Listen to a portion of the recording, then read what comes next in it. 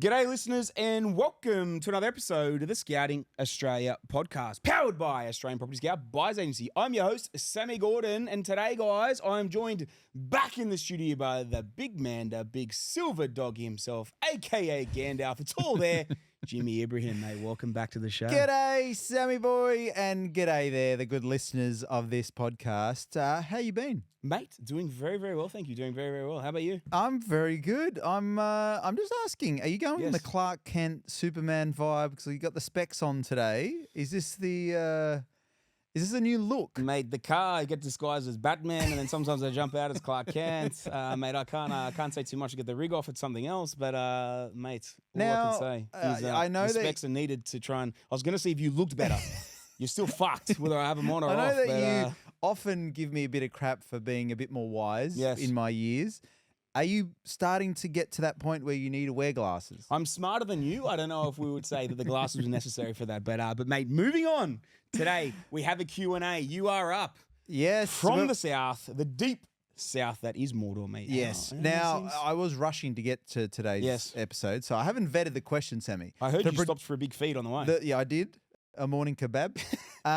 But our producer, Kelly, said, don't worry about it. They're all set. They're all ready to go. Did Paulie So- make the kebab? Yeah, he did. Did he? Paulie slept. No, he slept in. Okay. And so I've got the questions here from the good people of the community. So we're going to punch them through. Now, So they're not touched. You haven't even looked at I them. have not even looked. Okay. I'm hoping that they're all succinct. Kelly is usually, the producer is, she's It was A her plus birthday. class. It was her birthday. She had a big night Yep. last night. They haven't been vetted. Oh no. Oh well, that okay, Hold you got the me sauce. nervous. You Hold got me the nervous. sauce.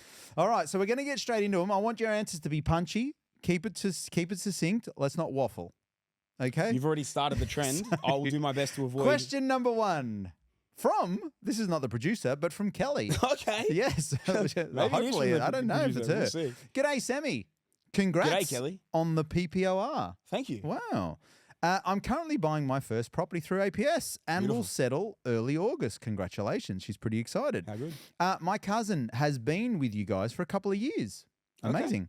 I'm a low income earner, but after this purchase, I'll have approximately 450,000 cash Jesus. remaining. What's she doing on the side to be a low income earner with that much on the Hold side? on, let me read that again. I'm a low income earner, but Yeah. after this purchase, I'll have approximately $450,000 remaining. I think we might have different definitions on what's low income. Sammy, do you think it's over the top for thinking it's possible to buy a second property by the end of the year? I mean, only if she wants to buy cash at 500 plus, but otherwise, like bloody hell, there's so many options there. I Is think that we're the all question? we're all envious of Kelly right now. Okay. Yes. So she's got She wants to know. 450K cash. Yeah. Yep. And she's wondering if it's possible to buy another property this year. Yes. I would certainly say yes. I think it's probably a pretty good chance you could probably buy a couple more properties. What would Kelly, you if do would with like to. 450K cash? She's got a deal settling in August. Yes. It's a bit of gold for Kelly. What do you reckon? Yeah, look, I think it kind of depends on the strategy and if Kelly was in school of property or not and can apply some different sort of options here. Mm-hmm. But the way I probably would be looking at it, I mean, low income earner kind of really depends, what she needs next in the portfolio. Is she going to run out of servicing first or is she going to run out of cash position? The cash position is obviously pretty healthy. Yep. There's quite a few options she could potentially look at doing here with this as well. Now, if servicing being a lower income earner is going to be the biggest issue she's going to have moving forward from here, it could be something like a potentially a lease stock play, or depending on what is actually required because of the point she's in the journey, with being so early in the portfolio. But if servicing is going to be her biggest issue because of the lower income, she could do something like, a really high net yielding commercial play potentially up next. Okay. But it really depends on, again, like she's got a lot of cash there to work with. The other alternative is going for maybe some more higher yielding bread and butter style plays. Maybe, try and make sure she's continuing to build the capital base. But it sounds like the capital base is the strongest piece of the puzzle here, and the servicing might be the actual biggest handbrake that she's going to be struggling with. So if that is the case, and providing my assumption of that is correct, and her definition of a low income earner isn't $500,000 a year, because I don't know where she's got the 450 from, but presuming that it is potentially less than $100,000 or less than $80,000 a year in terms of income, then something like a higher cash flow play, like a commercial deal, could be a very good next step for her leading in to be able to continue servicing further deals beyond that. So then, because she's a low-income earner, it's clear to say that she may not be able to save as much. Yes. So does that mean she will have to wait to recycle the equity out of the deals that she's purchased in order to have more capital? Well, I mean, at the moment, obviously, she's just got the first deal that she's just done with APS, and like the way I probably would look to do is split it between like a singular purchase in commercial, and then potentially pair it up with another bread and butter play. Got it. So the two bread and butter plays that she would have in the portfolio would be the continual equity base that she would be able to pull from. Pull equity from to continue building, but the commercial play should help with servicing and enable her to be able to continue borrowing from here as well. Okay. Thank you very much. I hope that's helpful, Kelly. Next question from Lockie. Question number 2. If I don't have enough capital, I'm happy to take on risk. Is this a stitch up? Is this a wind up? Because this Why are you question, asking me, bro? this I never see question these. does not make sense. I'm going to read this out. Okay. If I don't have enough capital, comma, I'm happy to take on risk.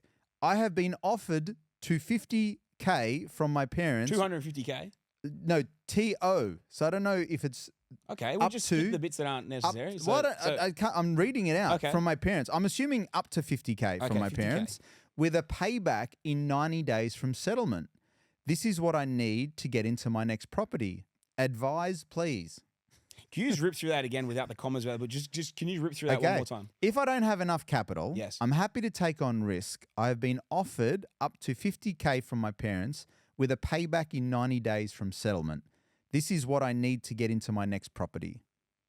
Okay. So Advise, you- please. Okay, sweet. Did you understand that? I think he's saying yes, I believe so, that he's been offered 50K to get into his next deal. Yeah. Oh, I don't know if it's the first deal or the next deal, exactly what it is. He does say next deal. So I'm presuming he potentially already has something in the portfolio. Now, the one thing Oh, no, you're right. Keep going. I know I'm right. Oh, we'll keep going. Yeah, keep Thank going. you, Jimmy. Thank you.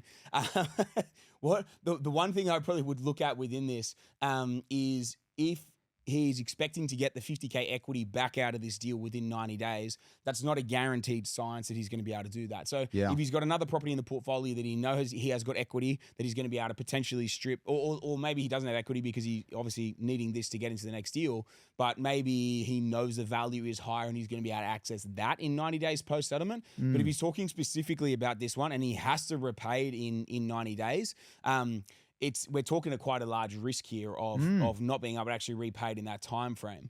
If it was potentially, say, 6 months, like 180 days, 6-month window as opposed to 3 months, I would feel a lot more comfortable and confident in getting that result in that time frame. But the 90 days, 3 months, there's actually a lot of banks that they won't actually allow an equity release within 90 days. It has to be 6 months. Yep. There are a lot that are, but again, without knowing the position of the lender that he's talking about potentially working with, and also knowing the rest of his position, it's probably a little too dicey to say, yes, you're definitely going to be able to get this out. And again, man, I'm all about taking risk as well. But if you're saying it has to be repaid in 90 days and he's having to get the equity out of this deal in that time frame, I would probably say it's not going to happen, or it'll be quite strenuous to get there. The other thing to take into consideration is it definitely won't happen in 90 days, because at 90 days you can order a reval, which takes a period of time to come back. Then you need to get formally approved, and then it needs to get settled. So even in that time frame, it could be another 2 to 4 weeks post that. So there's no way this happens probably 100 to 120 days at its absolute best if everything worked perfectly. I'd be more running off a 6 to 7 month window, 180 to 200 day sort of window. Okay. So is it fair to say the advice for Lockie is more so to work on the parents' angle and just to enroll them in that process? So if they understand, I mean, they're prepared to give him the money. So if they understand more of the time frame, then they potentially will be more willing to work with him and understand, yes, give me 6 months because of these reasons. Yes. That's probably the lowest lying fruit there. For sure, man. It'd be the conversation with them, and it would also be assessing anything else that is potentially in the portfolio. Because if there's something else that he believes, might be able to be equity stripped in that time frame, the only thing that in reality is like, if there was something else that did have the ability, it would be strange to be relying purely on this one to be able to pay them back in that time frame. So I probably would say yes, the conversation with the parents of it would more likely be like a 6 to 7 month turnaround as opposed to 3 months. And if they were open to that, then and I mean, unless they are in a super rush to get that cash back, it's 50,000. Maybe he pays the interest on it. Yeah, During that period of the 50K loan, equity release, whatever it is, or pays them interest if it's cash, and then does a repay in 6 to 7 months. All right. There you go, Lockie. Question number 3, Jasmine. Sammy, is $3,500 negative cash flow okay? We currently have 2 cash flow resi properties and 3 bread and butter deals. We have $200,000 equity ready to go again, but cash flow is starting to get tight. We heard commercial properties a minimum of $1 million now, but we only have commercial serviceability for under $500,000. Do we wait, or are cash flow resi deals still possible with APS? Loving everything you guys do. We want to go as hard and as fast as possible. Would appreciate your thoughts. Okay, sweet. There was a lot there in that question. There is a lot. Do you want me to just do a quick? No, You're all good? I heard it. I think the first thing to understand is she talking $3,500 negative a month or $3,500 negative a year, which she didn't specify, No. and there is a massive difference and disparity between the two. We would assume. Oh, wow. You can't assume. You can't assume, No, because I kind of that's- thought the same thing, that it would be a year, but then kind of thinking about it, I wouldn't really think anyone's going to bring up getting tied over $3,500 a year. So I'm kind of assuming it's $3,500 a month, which is a significant amount if you've got 2 cash flow deals in there already, and 3 bread and butters. Interest rates are quite high. If they did leverage and continue to leverage the portfolio, it probably is. It potentially is realistic to imagine it's $3,500 a month, which is circa $40,000 a year. Yeah. Now, I can understand that cash flow would be getting quite tight at that point. What I would potentially suggest to Jasmine is $500,000 price point for commercial properties is extremely difficult. It's also typically not going to get you the greatest asset. So you're kind of going to buy a subpar asset combined with something that's also extremely hard to find, even to find an asset at that money that's half decent. Yeah. So what I would say, look, it's not the end of the world, and I know Jasmine's been working with APS for a little bit here, so it's probably something to discuss directly with a strategist who understands the situation, the whole backstory, situation there, in its entirety. But then I also would be potentially looking at, okay, well, what bread and butters do we actually have in the portfolio that we could potentially inject, that we could potentially exit if something is nearing its cycle or at its peak, that could potentially be exited, that we could get some debt back, get some cash back, and potentially look at at something at a higher price point commercial, whether it's $750, whether it's $1 million, whether it's $1.5, if we get a nice big cash out. Again, if we get a nice big cash out and we could turn that $200,000 into $400,000, do a commercial at potentially $1.2 million, $1.5, who knows what it is in terms of LVR perspective, with a good strong yield on that, with a decent interest rate on something like that, we might be able to negate or balance out, especially if we sold a bread and butter that's heavily negative, we might drop $10,000 off the net cash flow loss there. So we might drop from, say, $40,000 a year to 30. And if we could inject another cash flow deal that might be, 10, $15,000 a year positive or more, all of a sudden we turn that $40,000 a year negative down to potentially somewhere between 10 to 20 as well. So that's how I would probably look at it if I was Jasmine. But again, I would recommend having a chat to your APS strategist, assess what's currently in the portfolio, and then potentially what could we marry up? What sort of game plan could we go with here? To round out the final question she asked as well is are residential cash flow deals still available? We genuinely are not signing on clients to APS at the moment for residential cash flow deals. They're too rare. We can't promise a time frame on anything like that. It's pretty much only unit blocks at the moment, and they're things that are typically run down that you need to renovate. And if $500,000 was a servicing number, which I know was the commercial servicing number, but even if it was the same for resi or 500, 700, I haven't seen a resi cash flow deal come through like that in quite a period of time. Maybe we've done a very, very small handful this year, 2 or 3, something like that. So the answer to that side of things is no. So yeah, man, it's there's a couple of different avenues you could look at here as well, because there are bread and butters, potentially internally that that again she could chat to the strategist about, that are high yielding from that perspective, that are effectively net neutral, or as close to net neutral as possible, that we could potentially inject into the portfolio. $200,000 worth of capital could potentially get you 1 or 2 of those, and not be as much of an impact on servicing, and also not as much of an impact on that net negative cash flow. But then again, what else can be worked in the portfolio that potentially could be multiplied in this scenario as well, or again exited, picked up from that balancing perspective. So there's a lot of things to think about here, and I actually think she's in a great position, and there's a lot of things to sort of break down that she may be able to do in the portfolio. I love that, Sammy boy. Bit of gold there for Jasmine. All right, next question is from Marky Mark. Hey, Sammy, congrats on the new property. I've just signed up for School of Property, and I'm in the queue for an SMSF deal. I thought you were about to say an SF90 then, mate. No, Jesus, not in the queue for an SF90. We are also ready to pull out equity from our primary place of residence. So, should we wait until our SMSF deal is completed, or jump in now with our second property using the equity in the primary place of residence, noting how long it is taking to get a property due to the hot market? Yes. Great question. Marky Mark. All the way from He's moving. Wild Burgers with an SF90. He's moving quick. He is Mark W. Yeah, the Wahlburger. Is it actually? It is. No way. Straight from Wild Burgers. Marky Mark. I love it. Surfer's paradise. Yeah, sweet, man. So SMSF and personal purchasing powers are completely different. You can run them congruently and not affect each other as well. So that's something, really concurrently, I should say, and not affect each other as well. They're deemed as separate entities. They have different borrowing capacities, and you're pulling capital from different places. So I would definitely say if the ability is there to get things moving and started, I would definitely be looking at, how can we put that into play, get that moving. Don't worry about the SMSF. The SMSF is a different structure, and it's something. Again, different structure, different entity. Something can be run at the same time as that play of releasing equity from the primary residence and doing another deal. So, man, I would definitely say let's get it into action and get this thing moving. Because some people can get a bit lazy thinking, let's just do one at a time. But if they're not joined in any way, why wouldn't you have them congruent and moving? It's not so much like sometimes it can be laziness, or sometimes it can be apprehension or skepticism, from that side as well. So I understand that piece, but exactly as Big Marky's saying here as well, the time frame side of things, which we're all hyper aware of in terms of what different deal types at different price points are taking at the moment to find the right quality asset. You want to be having as many irons in the fire as possible so you can be picking deals up in the correct locations as quickly as possible as well.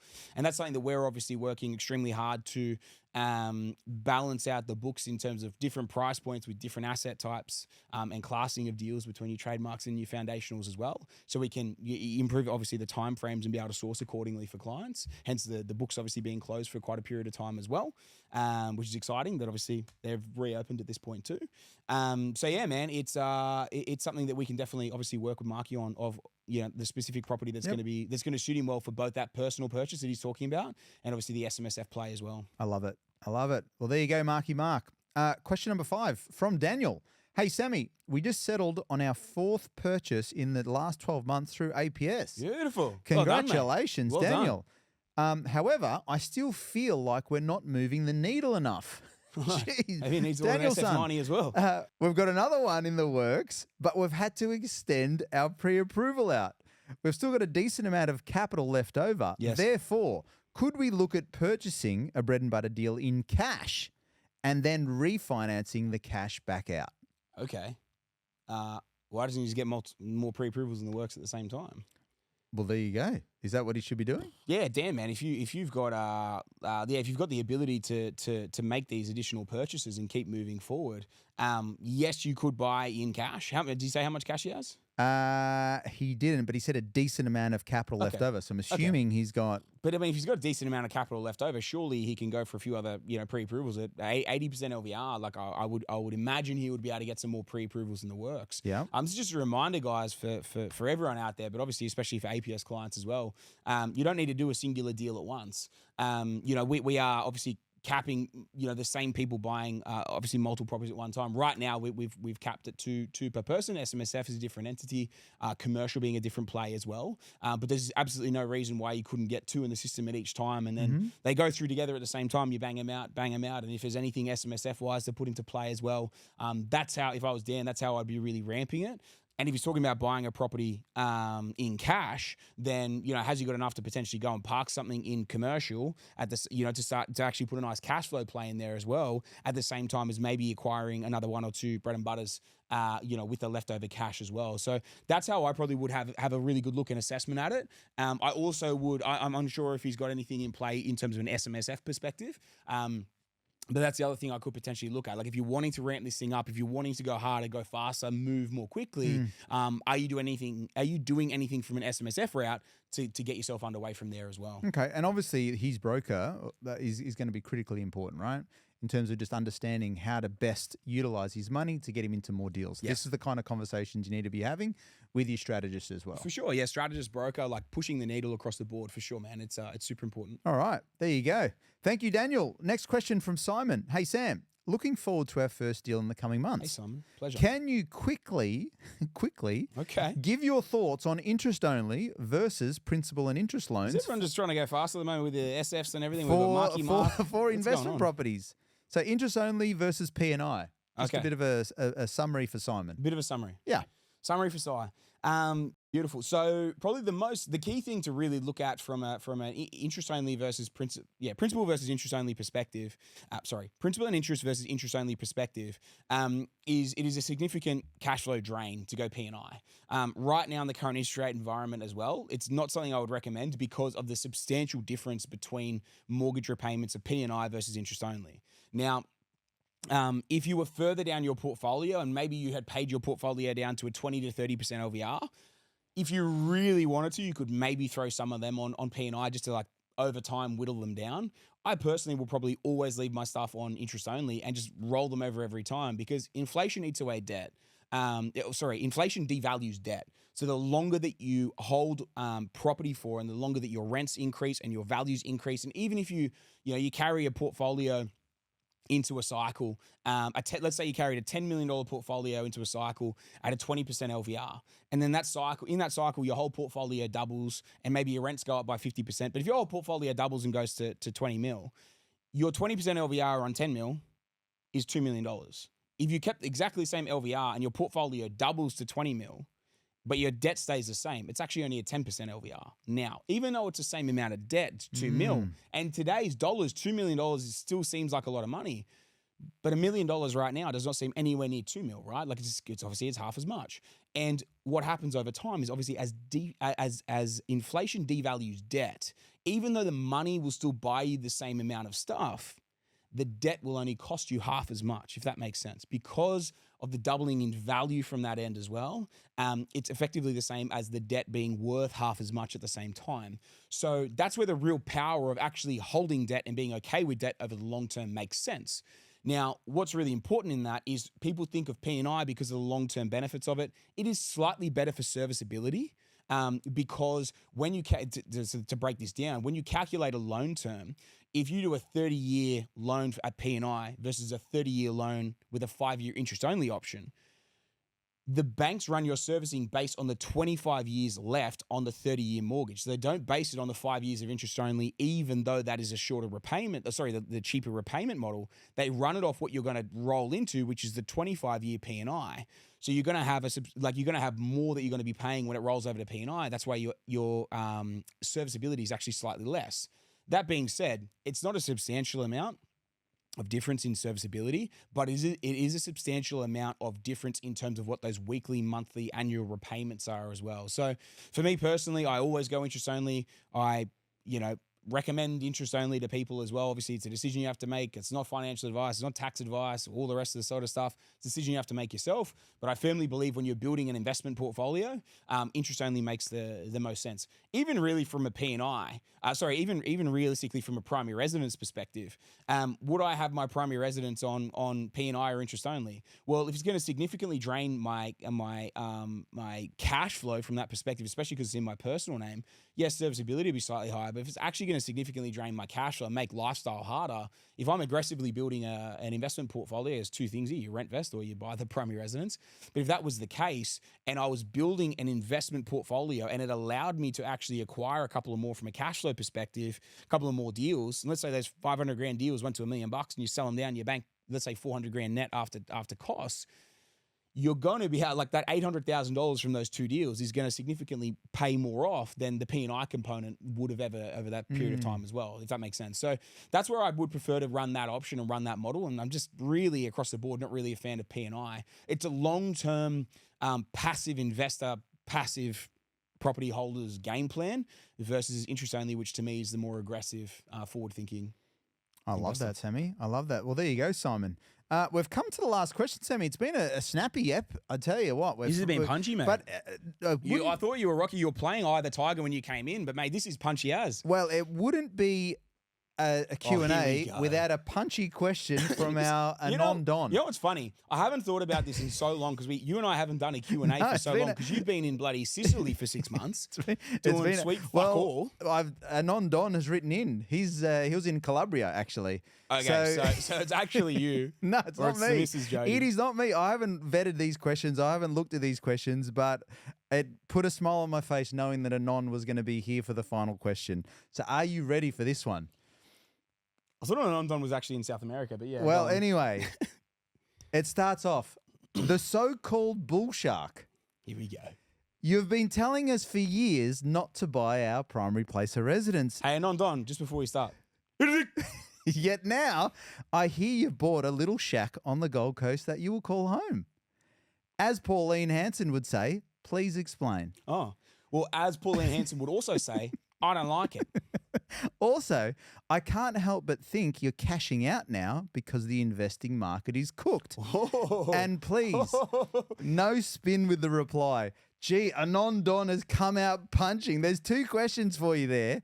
First of all, he obviously hasn't listened to the episode about the primary place of residence. So just touch on that one. Is it a little shack on the Gold Coast, first of all? It is, yeah. It's quite small. Okay. And why the change of heart? Go listen to the podcast. Okay. But is there a little teaser for him? Look, I think the biggest thing when it comes to acquisition of this is it's a very different sort of thing. And in all honesty, it was never going to be a play that I was going to go down. And again, in all honesty, I was already looking at doing a significant sell down on the portfolio. It was when you and I, so maybe Nondon can have a go at you in this instance and fuck off back to Calabria. But in all reality, it was when you and I were having a chat and you go, man, is it really going to make any difference of you going from 130 properties down to 100 or up to 200? Is it really going to make any difference to your lifestyle? And the simple answer is no.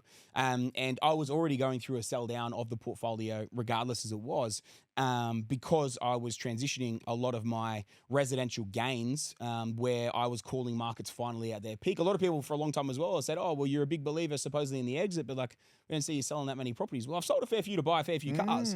But in all reality, the timing of, and it's actually amazing timing because there's a property that I bought, again, this is in Adelaide, and I've spoken quite openly about the timing of when I bought these properties and thinking they were a little early, but literally had a contract yesterday on a property that I bought in Adelaide in 2015, paid $155,000 for it. We're almost exactly, actually, we are exactly 10 years on. If I work out the settlement date, I think I bought it in June, settled it in July. So we're pretty much bang on 10 years on. And that thing has more than tripled. So I paid $155K, just sold it for $500K on the dot. Today, auctioned off a property. Big shout out to Rick Schultz down in Adelaide as well, mate. Schultzy. Well done on the auction today. $177,000 on the property that I purchased in that one. Anyone goes back to my story right back from the very start, they hear the story about when I acquired that. I believe the market is at or very near a peak. Still actually a great price, but also, you know, I'm just offloading at the moment as well. If it's not quite at the peak, well, you never know until the peak's passed when you're actually at the peak. But paid $177,000 for that property, and sold it for $568,000. So almost $400,000 gain, more than, 200% growth, more than tripled in a 10-year window. Yeah, man. And selling down banking out of properties. I had another one in Brisbane I recently sold, paid $190,000 for it in 2019. Just sold it for $625,000. Wow. So I am going through a consolidation in the portfolio. The consolidation for me was a significant migration and leveraged capital in my portfolio for a long period of time, going through and actually doing consolidation and banking that profit and clearing that debt. And the whole idea of it, at this point of time, was to actually recycle that into some big commercial plays. We're getting access to some excellent deals in the business, and it's an asset class that I've been wanting to stick some money into for quite a while, and I have a lot of it. But I was wanting to double down into that.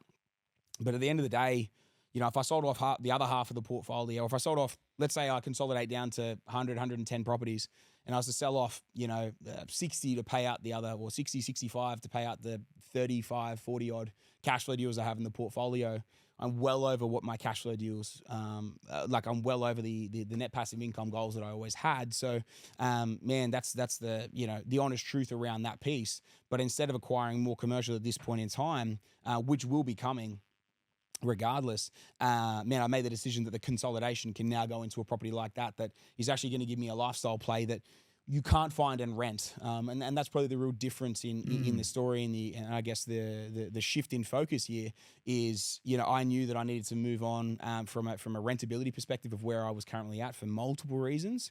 And what I wanted to move into wasn't available to rent. So yeah, man, hence why I made the transition, hence why I made the pivot. And yeah, man, I'm happy I did, and I'm excited for settlement date. Yeah, no, the podcast that we did on that episode is awesome when it really goes into depth. I think it was the day after you actually bought the property, wasn't it? It was the day after. So it's almost like a full circle moment. You start out, a lot of people want to, eventually have a place they call home, but they get in too early for whatever reason. They make the bad choice. But if you do it correctly, then you can actually have it all. You can build out the portfolio, for sure, consolidate, get into your dream house, but not let it impact your income and your cash flow. Yeah, and your serviceability and what you're trying to do. I think the really key thing here is like it all depends on where you're at, what you're trying to get to, how much your dream primary residence is worth, what are your actual net passive income goals, how long do you have left, or how long do you actually want to invest and continue working for? Because there's a lot of people in their 40s that are done with work and they just want to retire, and 30s and 20s, and they want to just retire in the next 10 years and on 250K. It's like, okay, no worries. Well, and then they might want to live in a $3, $4, $5 million home. And it's like, okay, no worries. Well, if you want to live off 250K, we can build that out in line with a portfolio that also produces, let's say, 100,000 net passive.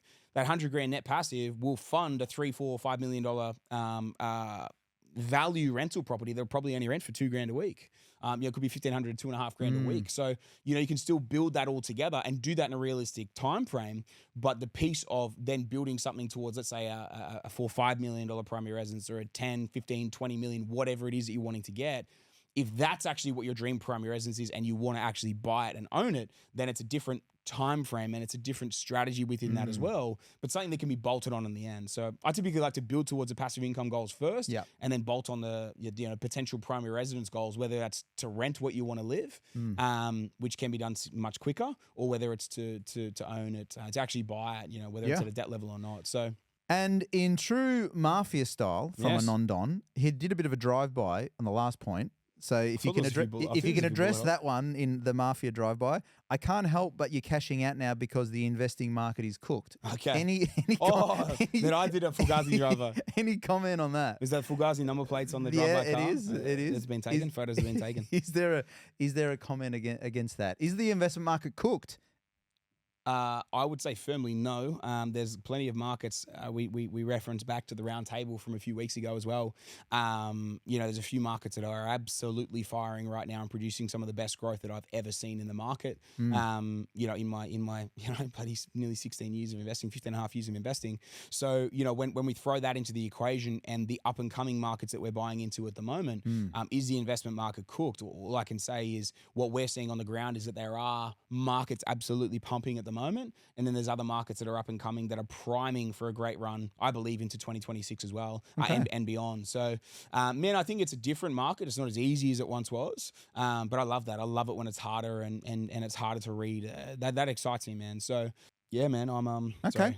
And a question for you, separate to this, are you, where you're at in your portfolio, would you still be looking to add more bread and butter deals as you go along? Yeah, 100%. Like for me, like I love that capital play that comes from bread and butter deals. Last year alone, I probably would have bought probably upwards of 25, 30 bread and butters last year, combined with probably 10 to 15 commercial deals as well. I had a pretty active year in investing, and I did do some consolidation last year as well. So yeah, man, it's a very active time, and I'm still acquiring this year too. I acquire different things to clients a lot of the time. If something comes in with a big discount above a price range where most of our guys are at, but it's like an anomaly deal, I'll pick something up like that. Morgs actually just bought something very similar to that the other day as well. It was at a price point that we didn't really have buyers for. It was above our standard price point, but it was a monstrous discount. So instead of myself buying it, I got Morgs to buy it. And then, yeah, man, you'll get like hectic renovators that are just like, again, I've been saying this for years now. There's those renovation jobs that are just too risky to give to a client. But we have the teams in the areas, and I've got the balls and the backing to be willing to do it. And, I might do 10 of them, man, and 8 of them run perfectly, and then 1 breaks even, and then I might lose money on 1 of them as well. And the issue is I don't really want to risk that potential 1 deal on clients as well. So it's, man, that's the style of asset that I pick up. All the other stuff I leave for the guys, leave for the clients. Well, mate, we've absolutely nailed it. Short and fast episode. Short and snappy. Punchy. I hope you enjoyed that, the folks. Tiger style from direct from Calabria and Sicily itself. It was. It did put a smile on my face. Good to see a non-back, but you handled it well. I'll give you points for that. Good to see you back through Q&A. Thank you for having me. I don't know. Am I going to be back for the next one? I don't know. Okay. I'm not sure. All right. I might do it with producer Kel. We'll see. Let's get Kelly on the podcast. If people write into the show and want Kelly to be on, then, I mean, we are the people do dictate a lot of the terms of this podcast. 100%. So, mate, write in. Let us know We'll in the see. Q&A. Right if you guys want it. Yep, she's nodding her head. She says, I really want it, and that she will not cut this part of the podcast out. But Jimmy, mate, as always, thank you very much Thanks, for joining Sammy. us in the studio today. Listeners, as always, thank you for jumping on and listening, as always, to the podcast. If you took some great value out of today's episode, make sure you send it on to someone else you think would enjoy this episode and be able to apply some of the lessons and from the Q&A today too. If you're loving the podcast and you haven't left us a 5-star review yet, make sure you jump on your favorite listening platform. You give us a 5-star review. If you haven't hit that follow or subscribe button and you're loving the potty, also please do that. And until next week, guys, and until next month with another Q&A with Jimmy, that's another Scouting Australia podcast.